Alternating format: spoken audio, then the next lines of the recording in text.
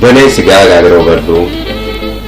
እኔ ራሴን በራሳይን ተመልክቼው ማንነቴን ብጠይቀው አላውቅ አልኩት፣ አገዘፍኩት፣ አኮፈስኩት።